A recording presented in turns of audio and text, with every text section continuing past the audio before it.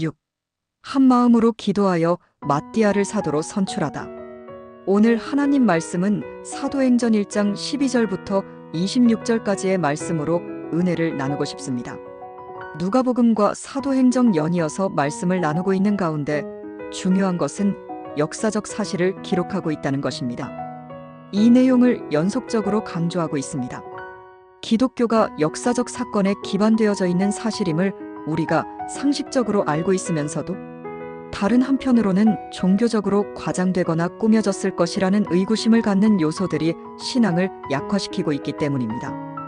그래서 역사적인 사건 속에서 종교적으로나 신앙적으로 사건들을 이해하고 해석하고 그런 이면에는 하나님께서 행하신 방법으로 하나님의 나라를 이루신다 것입니다. 이런 내용을 마음에 되새기면서 사도행전의 내용들을 살펴보고 신앙적인 유익과 신앙인들이 어떠한 삶의 자세로 공동체를 이루어야 하는가, 그러한 내용들을 살펴보고자 하는 것입니다. 오늘 말씀 사도행전 1장 하반절의 내용에 보면 사도들이 예수님께서 40일 동안 있다가 하나님의 나라에 대해서 말씀을 하시고 하늘에 오르시기 직전에 한 가지 약속을 하고 있습니다. 예루살렘을 떠나지 말고 내 아버지께서 약속하신 선물을 기다려라, 이렇게 말씀을 하시고 있습니다. 요한은 물로 세례를 주었다. 그러나 성령께서는 성령의 세례를 줄 것이다. 그래 성령의 충만을 받고 권능을 힘입어서 너희들은 온 민족에게 내 증인이 될 것이다 라는 정말 마지막 지상명령의 말씀을 당부하셨습니다. 그리고 예수님께서는 500여 형제들이 보는 앞에서 승천을 하셨습니다. 그 다음의 내용이 본문의 내용입니다. 그러자 사도들과 예수님의 친모나 친척들 여러 사람들이 한 120명 정도 됐다고 합니다. 사람들이 예수님의 마지막 말씀처럼 다락방에서 모이게 되었습니다. 아마도 마가의 다락방이었습니다. 그런 다락방의 개념보다는 조금 더 큰 홀과 같은 넓은 다락방을 의미합니다. 그러니까 120명이 모이는 집이었으니까 결코 작지 않은 방이었을 것이고 경제적으로도 약간 여유가 있었을 겁니다. 그렇지 않으면 다 모일 수 없는 상황이었을 텐데 어쨌든 이 사람들이 모여서 기도한 것입니다. 무슨 기도를 했을까요? 하나님에 대한 감사의 기도, 또 예수님이 이룩하신 놀라운 부활하시고 다시 살아나시는 일, 그리고 하나님의 나라를 다시 말씀해 주신 것 등등, 자기 자신들이 여태까지 경험하지 못했던 또 다른 차원의 하나님의 역사를 본 것에 대한 감사의 기도를 했을 것입니다.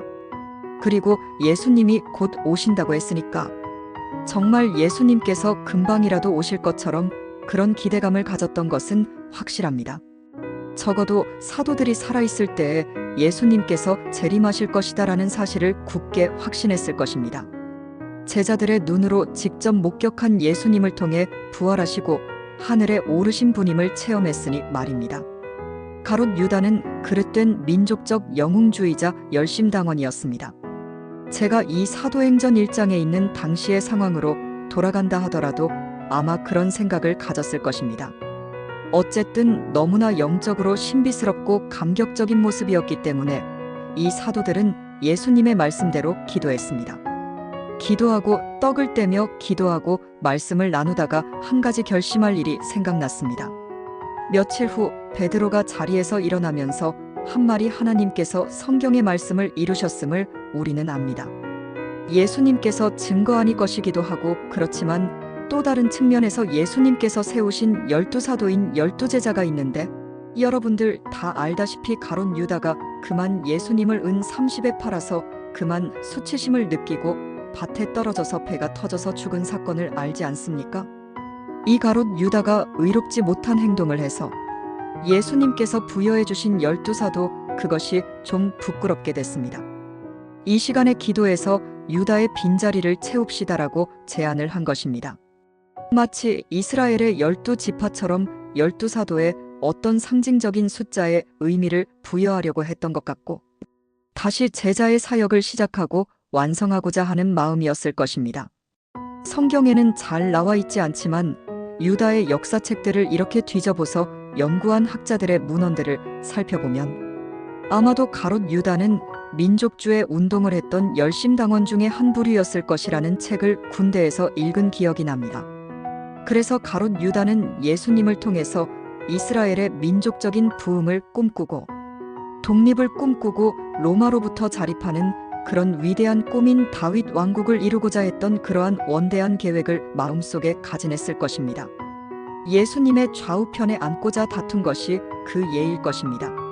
하지만 예수님께서 십자가에서 죽는다고 하고 자기는 어린 양 희생양이라면서 낮아져야 된다고 하니 그러다 보니까 가룟 유다가 깊은 실망감과 배신감을 느끼고 실망감을 느껴서 예수님을 대제사장들과 종교 지도자들과 역모해 로마 병정들과 뒷거래를 해서 은 30에 예수님을 팔아넘겼다는 사선을 성경이 기록하고 있습니다. 어쨌든 그릇된 행동을 했던 이 가룟 유다가 시사하는 바가 큽니다. 예수님을 주님으로 그리스도로 하나님의 의로움을 이루시며 영생을 부여해 주시는 메시아로서가 아니라 예수님을 수단으로 생각하는 예가 역사상 적지 않았음도 알아야 합니다. 결국 예수님의 참다운 뜻을 이해하지 못했던 가롯 유다를 대신해서 새로운 사도를 선출함으로써 새 사도를 통해 제자의 참된 사역을 시작하고자 했던 것입니다. 새 사도 마시다의 자격 조건들 그리고 이런 내용들은 시편의 말씀이나 스가랴서의 예언된 말씀이 이루어진 것으로 베드로는 재해석하고 있습니다. 이 사실들도 모두가 알고 인정하고 있기에 새 사도를 뽑아 12사도를 선출하고자 제안을 했을 것입니다. 그런 결과 사도를 뽑는 조건이 이러해야 했습니다.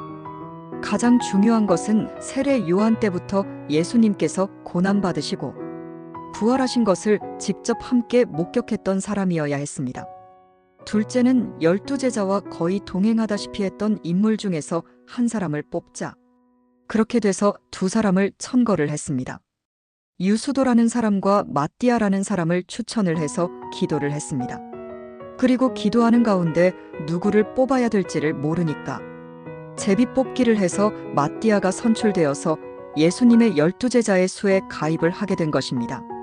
이러한 모습을 볼 때 예수님의 사도의 기준을 엿볼 수 있습니다. 예수님을 따라야 하는 사람들이 갖는 최소한의 자격 조건, 그것 말입니다.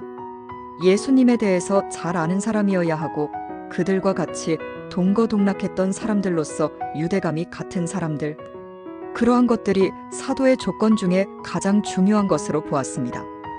왜냐하면 그렇지 않고 예수님에 대해서 잘 모르고 같은 유대감이 없으면 또 가룟 유다와 같이 그릇된 생각들로 유혹을 받아서 공동체가 분란이 생길 수도 있을 것이기 때문입니다. 최악의 경우 사도들과 교회 공동체가 와해될 수도 있을 것이라는 위기감도 있었을 것입니다.